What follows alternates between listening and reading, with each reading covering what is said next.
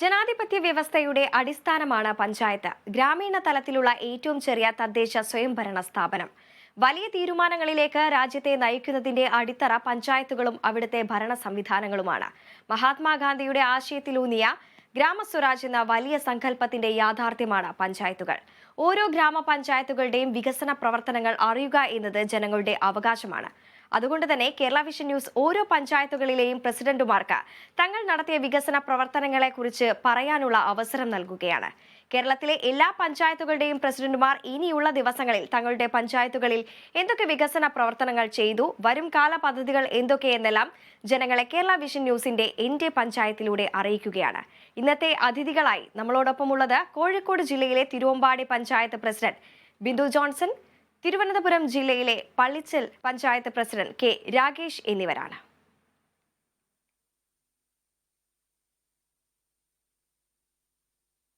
എന്റെ പഞ്ചായത്തിലേക്ക് എല്ലാവർക്കും സ്വാഗതം.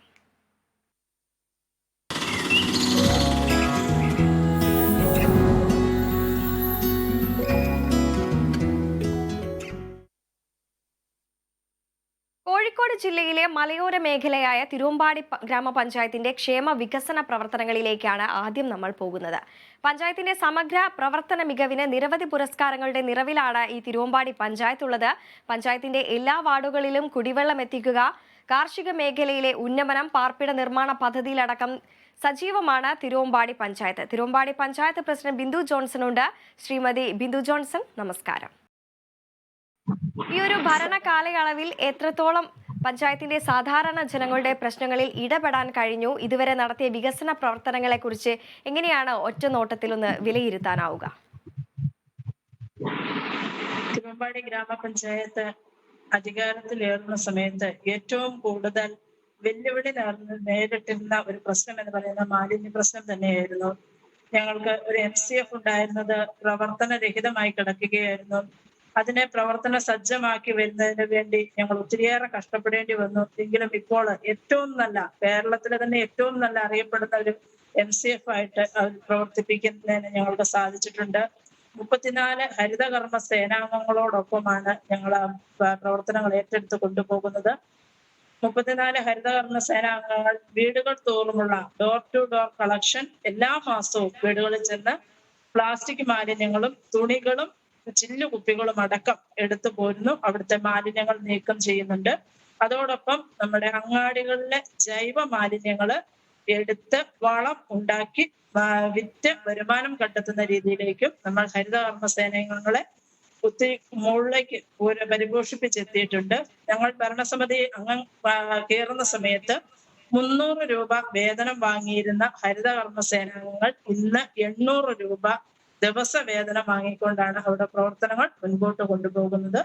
നല്ല രീതിയിലുള്ള MCF പ്രവർത്തനങ്ങൾ, മാലിന്യ സംസ്കരണ പ്ലാന്റുകൾ ഒക്കെ സ്ഥാപിച്ചുകൊണ്ടാണ് തിരുവമ്പാടി പഞ്ചായത്ത് മുന്നേറിക്കൊണ്ടിരിക്കുന്നത്. അതുപോലെ തന്നെയാണ് ഈ മാലിന്യ നിർമ്മാർജ്ജന പദ്ധതികളുമായി മുന്നോട്ട് പോകുമ്പോൾ തന്നെ അവിടെ പ്രധാനമായും കൃഷി ഉപജീവന മാർഗമായിട്ടുള്ള ജനങ്ങളാണ് കൂടുതലായും ഉള്ളത്. ഈ കാർഷിക മേഖലയിൽ എന്തൊക്കെ ക്ഷേമ പദ്ധതികളാണ് ഇതുവരെ നടപ്പിലാക്കിയിരിക്കുന്നത്?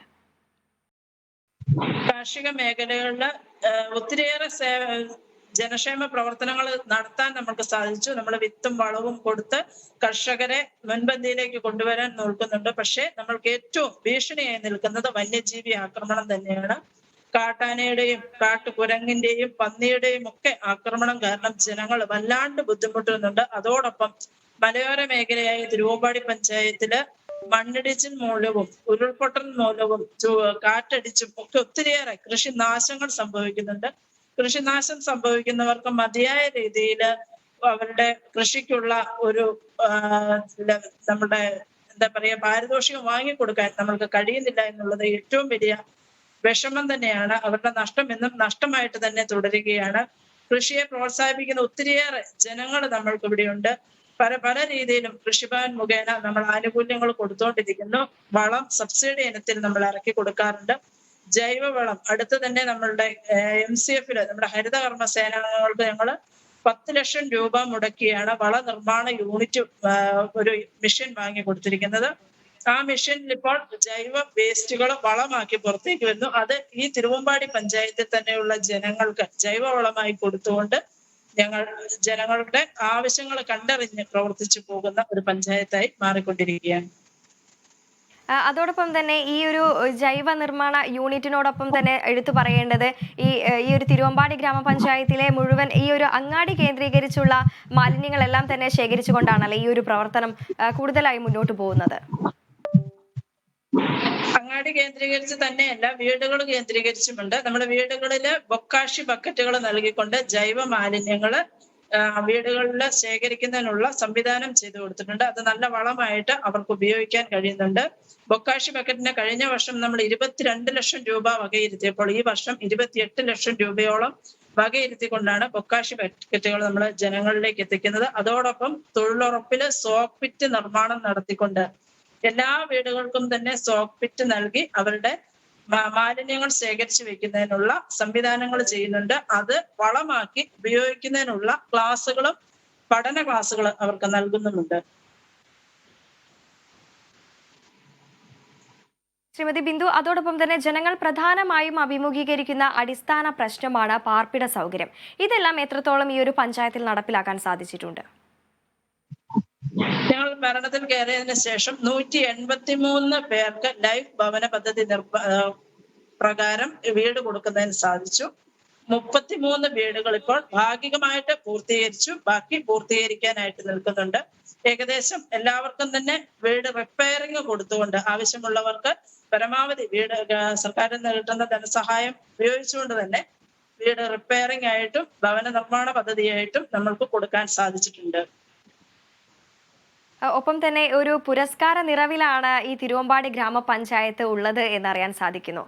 എങ്ങനെയാണ് ഈ ഒരു പുരസ്കാര നേട്ടത്തിന് പിന്നിലുള്ള കഥകൾ എന്താണ്? അതല്ലേ പ്രവർത്തന മികവ് എന്താണ്? നമ്മളുടെ ആരോഗ്യ കേന്ദ്രം എന്ന് പറയുന്നത് ഏറ്റവും നല്ല രീതിയിൽ വർക്ക് ചെയ്യുന്ന ഡോക്ടർമാരും HIമാരും അവിടുത്തെ സ്റ്റാഫുകളുമാണ്. മാലിന്യ മുക്തമാക്കുന്നതോടൊപ്പം നമ്മുടെ ആരോഗ്യ വകുപ്പിന്റെ പരിശോധനയില് മാലിന്യം വലിച്ചെറിയുന്നവർക്ക് പിഴ ഈടാക്കിയ ഏക പഞ്ചായത്ത് തിരുവമ്പാടി പഞ്ചായത്താണ്. അതില് 4,50,000 രൂപയോളം പിഴ നമ്മൾ ചുമത്തിയിട്ടുണ്ട്. ആളുകൾ വലിച്ചെറിഞ്ഞിരുന്ന ഇന്നും ഇപ്പോൾ ഞാൻ മീറ്റിംഗ് കൂടിക്കൊണ്ടിരിക്കുമ്പോൾ 3 മണിക്ക് ഞാൻ സർവകക്ഷി യോഗം വിളിച്ചിട്ടുണ്ട്. മാലിന്യമുക്ത നവകേരളത്തിന്റെ ഭാഗമായിട്ട് സ്ഥാപനങ്ങളെ ഹരിത സ്ഥാപനങ്ങളാക്കുന്നതിനും വിദ്യാലയങ്ങളെ ഹരിത വിദ്യാലയമായി പ്രഖ്യാപിക്കുന്നതിനുമായിട്ട് ആ മീറ്റിംഗിന്റെ ഇടയ്ക്കാണ് നിങ്ങളുടെ ഇങ്ങനെ ഒരു അഭിമുഖം വന്നത്. ഞാൻ അതുകൊണ്ട് ആളുകൾ അവിടെ വെയിറ്റ് ചെയ്യുന്നുണ്ട്. എങ്കിലും ഇതൊന്ന് കഴിഞ്ഞിട്ട് അങ്ങോട്ട് ചെല്ലാമെന്ന് ഓർത്താണ്. അതുപോലെ തന്നെയാണ് ഞങ്ങൾക്ക് ഇവിടെ ബസ് സ്റ്റാൻഡില് മൂത്രപ്പുര എന്ന് പറയുന്നത് ഭയങ്കര മണമായിട്ട് ആളുകൾക്ക് കയറാൻ മേലാത്ത രീതിയിലേക്ക് ഉള്ളതായിരുന്നു. ഞങ്ങളുടെ ഭരണസമിതി അധികാരത്തിൽ കയറുമ്പോൾ അത് മാറ്റി ഞങ്ങള് 70 ലക്ഷം രൂപ മുടക്കി ടേക്ക് എ ബ്രേക്ക് പദ്ധതി ജനങ്ങൾക്ക് തുറന്നു കൊടുത്തു. ഈ ജനുവരി മാസമായിരുന്നു അതിന്റെ ഉദ്ഘാടനം. ഏറ്റവും നല്ലൊരു പദ്ധതിയായിട്ട് അത് തുറന്നു കൊടുക്കാൻ ഞങ്ങൾക്ക് കഴിഞ്ഞു. അതോടൊപ്പം തന്നെ ഞങ്ങളുടെ ശോച്യാവസ്ഥയിലുള്ള ഒരു ഹോമിയോ ഡിസ്പെൻസറി ആയിരുന്നു ഉണ്ടായിരുന്നത്, ചോർന്നൊലിച്ചിരുന്ന ആ ഹോമിയോ ഡിസ്പെൻസറി പൊളിച്ചു മാറ്റി പകരം 45 ലക്ഷം രൂപ മുടക്കി നല്ലൊരു ഹോമിയോ ഡിസ്പെൻസറി കെട്ടിടം അത് ഈ ഫെബ്രുവരി 7-ാം തീയതി നാടിനെ സമർപ്പിക്കാൻ പോവുകയാണ്. ആ ഒരു പണിയും പൂർത്തീകരിച്ച് നിൽക്കുന്ന ഒരു സന്തോഷത്തിലാണ് ഞങ്ങള്. അതുപോലെ തന്നെ റോഡുകളുടെ വികസനത്തിന് പുനരുദ്ധാരണത്തിനുമായിട്ട് ഈ 4 വർഷം കൊണ്ട് 12,08 ലക്ഷം രൂപ ഞങ്ങൾ ആ റോഡ് നിർമ്മാണത്തിനും പുനരുദ്ധാരണത്തിനുമായിട്ട് നൽകിയിട്ടുണ്ട്. ഈ വർഷത്തെ നടപ്പ് സാമ്പത്തിക വർഷം പൂർത്തീകരിക്കാനായിട്ട് 8,12 ലക്ഷം രൂപയുടെ പദ്ധതികൾ ആസൂത്രണം ചെയ്ത് ടെൻഡർ നടപടികൾ പൂർത്തീകരിച്ച് പ്രവൃത്തി ഏറ്റെടുത്ത് നടത്തുന്ന രീതിയിലേക്ക് മാർച്ച് 30-ന് മുമ്പ് അത് തീരുന്ന രീതിയിലേക്കും ഞങ്ങൾ പ്രവൃത്തികൾ മുൻപോട്ട് കൊണ്ടുപോയിക്കൊണ്ടിരിക്കുന്നു. അതോടൊപ്പം തന്നെ ടൂറിസം മേഖലയിൽ എങ്ങനെയാണ് മികവ് പുലർത്താനായിട്ടുണ്ടോ? ടൂറിസം മേഖലയ്ക്ക് പ്രധാനമായും മലയോര പ്രദേശമാണ്. ഈ ടൂറിസം മേഖലയിലുള്ള സാധ്യതകൾ എന്തൊക്കെയാണ്? ടൂറിസം മേഖലയിൽ നമ്മൾക്ക് 2 ടൂറിസ്റ്റ് പ്ലേസുകൾ തന്നെയുണ്ട്. കറ്റിയാട് ഒരു പ്ലാത്തോട്ടത്തിൽ ജേസന്റെ ഒരു ടൂറിസം പ്ലേസ് ഉള്ളത് നല്ലൊരു ഫിഷിംഗ് സ്ഥലം കൂടിയാണ്. ഞങ്ങള് ഈ കഴിഞ്ഞ ഇടയ്ക്ക് ഫാം ടൂറിസത്തിന്റെ ഭാഗമായിട്ട് അവിടെ ഒരു ചൂണ്ടേടിയൽ മത്സരം നാടെങ്ങും ശ്രദ്ധയാകർഷിച്ച ഒരു ചൂണ്ടേടിയൽ മത്സരം അവിടെ നടത്തുന്നതിന് ഞങ്ങൾക്ക് സാധിച്ചു. അന്ന് എല്ലാ മാധ്യമങ്ങളിലും ശ്രദ്ധ പിടിച്ചു പറ്റിയതാണ്. 82 വയസ്സുള്ള ഒരാള് അവിടെ ചൂണ്ടയിട്ട് മീൻ പിടിക്കുന്ന രംഗങ്ങളെല്ലാം TV മാധ്യമങ്ങളിലും പത്രമാധ്യമങ്ങളിലും വന്നു. ടൂറിസത്തെ ഏറെ പ്രോത്സാഹിപ്പിച്ചുകൊണ്ടാണ് തിരുവമ്പാടി ഗ്രാമപഞ്ചായത്ത് മുൻപോട്ട് പോകുന്നത്. അരിപ്പാറ എന്ന് പറയുന്ന ടൂറിസ്റ്റ് കേന്ദ്രം നമ്മുടെ ഗ്രാമപഞ്ചായത്തിന്റെ ഉള്ളിലുള്ളതാണ്.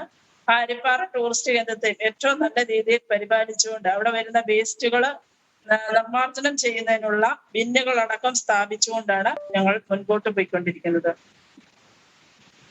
അതോടൊപ്പം തന്നെ എടുത്തു പറയേണ്ടത്, ഈ മഴക്കാലം എല്ലാം ആകുന്ന സമയത്ത് ഈ തിരുവമ്പാടി പഞ്ചായത്തിൽ ഈ വെള്ളക്കെട്ട് രൂക്ഷമാകുന്ന ഒരു സാഹചര്യം ഉണ്ടാകാറുണ്ട്. റോഡുകളിലടക്കം ഇതിനെ പൂർണ്ണമായും പരിഹരിക്കാൻ സാധിച്ചിട്ടുണ്ടോ? റോഡ് സത്യം പറഞ്ഞാല് തിരുവമ്പാടിയിൽ 2 മഴ പെയ്താല് അന്നേരത്തേക്കും തിരുവമ്പാടി അങ്ങാടി വെള്ളത്തിൽ മുങ്ങുന്ന ഒരു അവസ്ഥയിലേക്കായിരുന്നു ഉണ്ടായിരുന്നത്. അത് നല്ല രീതിയിലുള്ള ഡ്രെയിനേജ് സംവിധാനം നിലവിലില്ലാത്തത് കൊണ്ടായിരുന്നു അങ്ങനെ ഒരു പ്രശ്നം വന്നിരുന്നത്. ഞങ്ങൾ വന്നതിന് ശേഷം 1 കോടി രൂപയുടെ അടുത്ത്, ഇപ്പോൾ വീണ്ടും 45 ലക്ഷം രൂപയും കൂടെ വെച്ച് ഏകദേശം 1 കോടിയുടെ അടുത്ത് വെച്ചുകൊണ്ടാണ് നമ്മൾ ആ ഡ്രെയിനേജ് നിർമ്മാണം പൂർത്തീകരിക്കാൻ പോകുന്നത്. ഇതുവരെയുള്ള ഡ്രെയിനേജ് നിർമ്മാണത്തിൽ കൂടി കുറെ വെള്ളക്കെട്ടിന്റെ നമ്മുടെ അങ്ങാടിയിൽ വെള്ളം കയറുന്ന പ്രശ്നങ്ങൾ മാറ്റാൻ ഞങ്ങൾക്ക് കഴിഞ്ഞിട്ടുണ്ട്.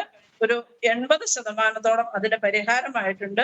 ഈ വെച്ചിരിക്കുന്ന 45 ലക്ഷം രൂപയുടെ പ്രവൃത്തിയും കൂടെ പൂർത്തീകരിച്ചു കഴിഞ്ഞാല് തിരുവമ്പാടി അങ്ങാടിയിൽ വെള്ളം കയറാത്ത ഒരു അവസ്ഥയിലേക്ക് മാറ്റിയെടുക്കാൻ ഞങ്ങൾക്ക് സാധിക്കും. ഒപ്പം തന്നെ ഈ പിന്നാക്ക വിഭാഗക്കാർക്കായുള്ള ക്ഷേമ പദ്ധതികൾ എന്തൊക്കെയാണ് ഒരുക്കിയിരിക്കുന്നത്? അതോടൊപ്പം തന്നെ ഈ സ്കൂൾ കുട്ടികൾക്ക്, വിദ്യാർത്ഥികൾക്കായിട്ടുള്ള പ്രവർത്തന മികവ് എന്തൊക്കെയാണ് കാഴ്ചവെച്ചിരിക്കുന്നത്? SC/ST വിഭാഗത്തിൽപ്പെട്ട ആളുകൾക്ക് നമ്മള് ഭവന നിർമ്മാണം, അതോടൊപ്പം വീട് റിപ്പയറിങ്, അവർക്കുള്ള അതിദരിദ്രരെ, അവരിൽ നിന്നും അല്ലാതെയും അതിദരിദ്രരെ കണ്ടവർക്ക് ഫുഡ് കിറ്റ് അടക്കം നമ്മൾ കൊടുക്കുന്നുണ്ട്. അതുപോലെ തന്നെ ST കുട്ടികൾ പഠിക്കുന്ന സ്കൂളുകളിൽ പ്രഭാത ഭക്ഷണം, രാവിലെ നമ്മൾ പ്രഭാത ഭക്ഷണം കുട്ടികൾക്ക് കൊടുക്കുന്നതിനുള്ള സംവിധാനം സ്കൂളിൽ ഭക്ഷണ സധാന്യങ്ങൾ ഇറക്കിക്കൊണ്ട് പഞ്ചായത്ത് പ്രൊജക്ട് വെച്ച് തന്നെ ചെയ്യുന്നതാണ്. അതുപോലെ തന്നെയാണ് നമ്മുടെ വിദ്യാലയങ്ങളിലേക്കുള്ള മേശ, കസേര, അവർക്കുള്ള പഠനോപകരണങ്ങള്, പഠന മുറികള് വീടുകളിൽ സജ്ജമാക്കി കൊടുക്കാറുണ്ട്. വിദ്യാർത്ഥികളെ പിന്നോക്കം നിൽക്കുന്ന വിദ്യാർത്ഥികളെ കണ്ടെത്തിക്കൊണ്ട് അവരുടെ വീടുകളിൽ അവർക്ക് ആവശ്യമായ പഠന മുറികളും നമ്മൾ സജ്ജമാക്കി അവരെ പഠിക്കുന്നതിനുള്ള താല്പര്യം വളർത്തുന്നതിനുള്ള എല്ലാ കാര്യങ്ങളും ചെയ്തു കൊടുക്കുന്നു. അതുപോലെ തന്നെ ഗോത്രസാരഥിയിൽ പെടുത്തിക്കൊണ്ട് വണ്ടി ഏർപ്പാടാക്കി കൊടുത്തുകൊണ്ട് സ്കൂളുകളിൽ രാവിലെ കൊണ്ടുവരുന്നതിനും വൈകുന്നേരം തിരിച്ചു കൊണ്ടുവിടുന്നതിനും വണ്ടി സംവിധാനം നമ്മൾ ചെയ്തു കൊടുത്തിട്ടുണ്ട്. പ്രഭാത ഭക്ഷണവും കൊടുക്കുന്നു. അവർക്ക് വേണ്ട എല്ലാ സന്നാഹങ്ങളും ഒരുക്കി കൊടുക്കുന്നുണ്ട്. നമ്മൾക്ക് 3 ഉന്നതികളാണുള്ളത് നിലവിലിപ്പോൾ. മുത്തപ്പമ്പുഴ ആദിവാസി ഉന്നതി, മേലെ കൊടക്കാട്ടുപാറ ആദിവാസി ഉന്നതി, ഉറുമി ഉന്നതി, അങ്ങനെ 3 വലിയ കോളനികൾ നമ്മൾക്ക് ഉന്നതികളുണ്ട്. അവിടെയൊക്കെ ആവശ്യമായ ഇടപെടലുകൾ നടത്തി അവർക്ക് എന്താണോ അടിസ്ഥാന സൗകര്യങ്ങൾ പോരായ്മയുള്ളത് അത് നികത്തി കൊടുക്കുന്നതിന് പഞ്ചായത്ത് മുൻകൈ എടുത്ത് ചെയ്യാറുണ്ട്. ബിന്ദു, അതോടൊപ്പം തന്നെ ഇനി എന്തൊക്കെ തരത്തിലുള്ള പ്രവർത്തനങ്ങളാണ് പൂർത്തിയാക്കാനുള്ളത്? ഇതിൽ ഏതെങ്കിലും തരത്തിലുള്ള വെല്ലുവിളികൾ നേരിടേണ്ടി വന്നിട്ടുണ്ടോ? ഇനി ഞങ്ങൾക്ക് പൂർത്തീകരിച്ച് ഉദ്ഘാടനത്തിനായി ഒരുങ്ങി നിൽക്കുന്ന 2-3 പദ്ധതികളും കൂടിയുണ്ട്. ഞങ്ങളുടെ പകൽ വീട് ഏകദേശം പൂർത്തീകരണം കഴിഞ്ഞതാണ്. അതിനെ ഉദ്ഘാടനത്തിലേക്ക് നടത്തിയാൽ മതി. അതുപോലെ തന്നെ ഇവിടെ തിരുവമ്പാടിയെ സംബന്ധിച്ച് KSRTC ഡിപ്പോ ഇവിടുന്ന് മാറ്റിക്കൊണ്ടുപോകുന്ന ഒരു സാഹചര്യം ഉണ്ടായിരുന്നു. ആ സാഹചര്യത്തിൽ അടിയന്തരമായിട്ട് 2010-12 അന്ന് ഞാൻ ഭരണസമിതി അംഗമായിരുന്നു. ആ കാലയളവിൽ അവിടെ അടുത്തൊരു 1.25 ഏക്കർ സ്ഥലം കണ്ടെത്തിക്കൊണ്ട് അതിന് നല്ല വില കൊടുത്തുകൊണ്ട് തന്നെ തിരുവമ്പാടി അങ്ങാടിയുടെ അടുത്ത് ഞങ്ങളത് സ്വന്തമാക്കി KSRTC ഡിപ്പോ ഉണ്ടാക്കുന്നതിന് വേണ്ടി വിത്ത് കൊടുത്തു. ആ KSRTC ഡിപ്പോയിലേക്കുള്ള റോഡ് ഇപ്പോൾ നിർമ്മാണ പ്രവർത്തനം നടന്നുകൊണ്ടിരിക്കുന്നു. 1.5 കോടി രൂപ ഇപ്പോൾ ആ റോഡിന് വേണ്ടി നമ്മൾ വെച്ചു കഴിഞ്ഞു. അതിന്റെ നിർമ്മാണം, ആ റോഡിന്റെ പ്രവർത്തനം പൂർത്തീകരിച്ച ഡിപ്പോയുടെ വർക്കുകൾ ഇപ്പോൾ അവിടെ നടന്നുകൊണ്ടിരിക്കുകയാണ്. അതുപോലെ തന്നെ നമ്മള് പഞ്ചായത്തിന് വാഹനം വാങ്ങിയത് പോലെ തന്നെ നമ്മൾക്കൊരു ഹരിതകർമ്മസേനയ്ക്ക് ഒരു വാഹനം വാങ്ങേണ്ടിയിരുന്നു. അത് നമ്മൾ പൂർത്തീകരിച്ചു. വാഹനം വാങ്ങി ഹരിതകർമ്മസേനാംഗങ്ങളുടെ പ്രവർത്തനം നല്ല രീതിയിൽ കൊണ്ടുപോകുന്നതിന് അവർക്ക് വാഹനം വാങ്ങി നൽകിയിട്ടുണ്ട്. അതുപോലെ തന്നെ ആരോഗ്യ മേഖലയില് 2 സബ് സെന്ററുകൾ 55 ലക്ഷം രൂപ മുടക്കി 2 സബ് സെന്ററുകളുടെ പണി ആരംഭിച്ചു. ആരോഗ്യ മേഖലയുടെ ജനങ്ങൾക്ക് ഉപകാരപ്രദമാകുന്ന രീതിയിലേക്കുള്ള നല്ല 2 സബ് സെന്റർ, ഒന്ന് ആനക്കാമ്പയിലും ഒന്ന് താഴെ തിരുവമ്പാടിയും. അങ്ങനെ 2 സബ് സെന്ററുകളുടെ പണി ആരംഭിച്ചു കഴിഞ്ഞിട്ടുണ്ട്. പിന്നെ നല്ല രീതിയിലുള്ള ഒരു കൃഷിഭവൻ കെട്ടിടം പണി നടന്നുകൊണ്ടിരിക്കുന്നു. പിന്നെ എന്റെ വാർഡില് തന്നെ ഞാന് മെമ്പറായിരുന്ന സമയത്ത് കണ്ടെത്തി കൊടുത്ത ഒരു പഞ്ചായത്തിന്റെ സ്ഥലത്ത് ITI കോളേജ് ഇപ്പോൾ 5 കോടി രൂപ MLA ഫണ്ട് ഉപയോഗിച്ചുകൊണ്ട് ചെയ്ത് പൂർത്തീകരണം നടന്നുകൊണ്ടിരിക്കുന്നു. അങ്ങനെ സമഗ്രമായ പഞ്ചായത്തിന്റെ വികസനങ്ങൾക്ക് നാന്ദി കുറിച്ചുകൊണ്ടിരിക്കുകയാണ്. Super MRF Koduvally block panchayat കെട്ടിടം പണിത് തിരുവമ്പാടി ഗ്രാമപഞ്ചായത്തിന്റെ സ്ഥലത്തായിരുന്നു. അത് അവര് ഞങ്ങൾക്ക് വിട്ടു നൽകി. ആ പ്രവർത്തനവും മുൻപോട്ട് നടന്നുകൊണ്ടിരിക്കുന്നു. തീർച്ചയായും നിരവധിയായിട്ടുള്ള പ്രവർത്തനങ്ങളാണ് തിരുവമ്പാടി ഗ്രാമപഞ്ചായത്തിന്റെ ഭാഗത്തു നിന്നും ഉണ്ടായിരിക്കുന്നത്. വരും വർഷങ്ങളിലും ജനഹിതം ഉചിതമാകട്ടെ എന്ന് ആശംസിക്കുന്നു. നന്ദി ശ്രീമതി ബിന്ദു ജോൺസൺ.